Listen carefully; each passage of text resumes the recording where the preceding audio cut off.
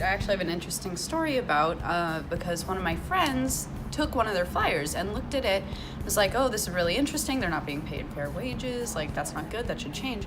Then turned it over, and on the back they had put these Yelp reviews. They were like negative Yelp reviews about Chapman, and there were these two reviews, and one of them was like just saying mean things about the school, but the second one was like slut shaming the female students and talking about how like there's just girls walking around with their butt cheeks hanging out, which first of all, that's ridiculous. Like there's no dress code, it's college.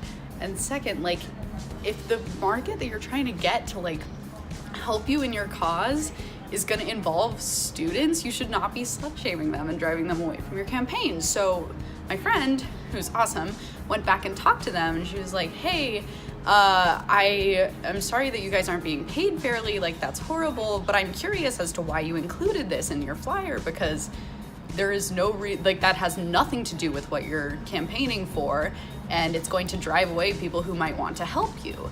And they were like, the person who she talked to said, well, I didn't make the flyer. The other day she went back and they had taken it off the flyer, so that's cool. But it was kind of questionable that it was there to begin with, so that was weird. But all in all, I feel that, I mean, if our workers aren't getting paid fairly, that's not something that's okay and needs to be changed, because everyone deserves a fair living wage.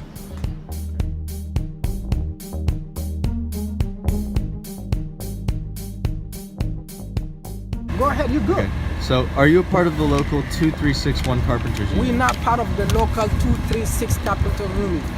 We work under them. Okay, so how did you get this job signing? You get the job signing up, you could go in Craigslist or any job search and you can find it, and then you apply. If they call you, you go get a job. They have the website where you can look at Craigslist, or you could check and Zip Recruiter. And then sometimes they hire, sometimes they don't. When there's a lot of locations they open, you go file application, and then they give you a job. And this is holding the sign? Yeah, our basically job is to hold the sign for a certain period of time they want us to be here. That's the time, that's what we do. So we basically are bill handlers. Okay. And then we can pass the flyer if necessary. If they ask us to pass the flyer for certain people, we do pass the flyer. So did they tell you what the signs meant? They don't, but we could read. You read English. If you read English, you look at it, you're able to read it. So you don't need to know what the sign is. If you get your sign, you can read it and see what the sign said. And all signs are different. I've been working with them for like 7 years. So all the signs, we could be here today, next week we're in Orange County, next week we're in San Diego, something like that. I believe in labor unions for sure, but it has to be done correctly. There can't be 1 or 2 people for like a couple of days. It has to be consistent effort, 15 to 20 people at least, lasting at least a week, just to make it relevant and an actual topic worth talking about.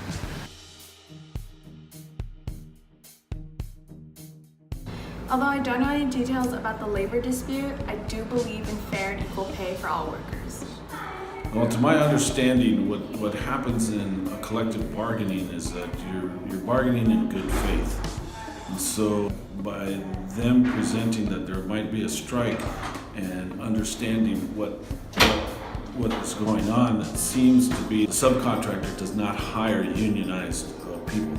And so that seems to be the issue. It seems that what they want is just to get the university to look into the situation to at least address the issue, which I believe is subcontracting. I think what it is we just have to wait to see if an actual strike does occur, because if an actual strike does occur, then we'll know more about the issues.